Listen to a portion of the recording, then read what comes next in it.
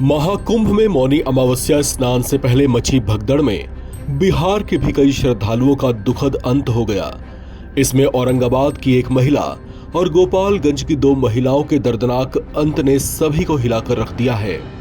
औरंगाबाद के फूलचंद विश्वकर्मा अपनी पत्नी और बेटे सूरज के साथ महाकुंभ में स्नान करने के लिए गए थे, लेकिन वहां ऐसी भगदड़ मची जिसने इनके परिवार की खुशियों को उजाड़ दिया।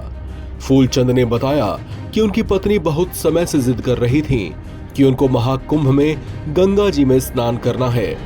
वे शुरू में उनकी बात को टालते रहे, लेकिन जब कुंभ का आयोजन हुआ तो पत्नी ने फिर से जाने की जिद की। बेटे के जोर देने पर वे मान गए और आखिरकार तीनों मौनी अमावस्या पर प्रयागराज में स्नान के लिए घाट की ओर जाने लगे। घाट तक पहुंचने के लिए बहुत चलने के कारण वे बहुत थक चुके थे, लेकिन उनकी पत्नी बहुत खुश दिख रही थी। फूलचंद विश्वकर्मा ने बताया कि वहां की भीड़ को देखने के बाद वे बीच बीच में अपनी पत्नी से मजाक भी कर रहे थे। उन्होंने अपनी क्षेत्रीय बोली में बताया कि मजाक में पत्नी से कहा था कि हथवा पकड़ के चला न तो बिला जेबू, यानी हाथ पकड़कर चलो नहीं तो खो जाओगी। इस पर उनकी पत्नी ने जवाब दिया था, मुंह जाइब तबो हाथ न छोड़ब, यानी मर जाऊंगी तभी हाथ नहीं छोड़ूंगी। ये बात कहते कहते वे फूट फूट कर रो दिए।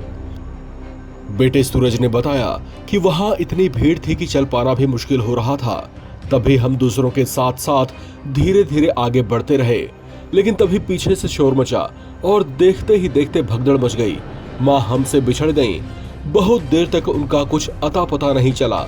उसके बाद तो हमें उनका शव ही मिल पाया।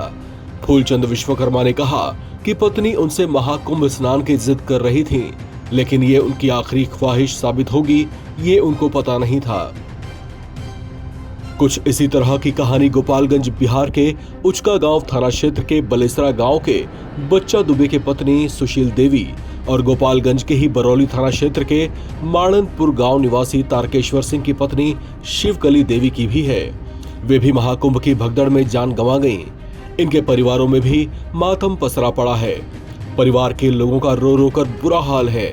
वे बस यही विलाप किए जा रहे हैं कि काश उन्होंने अपने लोगों को जाने से रोक दिया होता तो वे आज उनके साथ होते। महाकुंभ की भगदड़ में मारे गए लोगों की ऐसी अनेकों कहानियां हैं जो लोगों के आंसुओं से भीगी हुई हैं।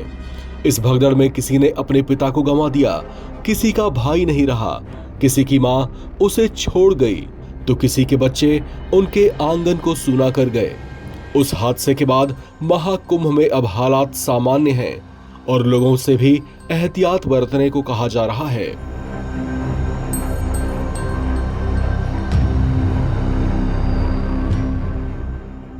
इस खबर में फिलहाल इतना है। बाकी अपडेट्स के लिए आप बने रहें एनबीटी ऑनलाइन के साथ।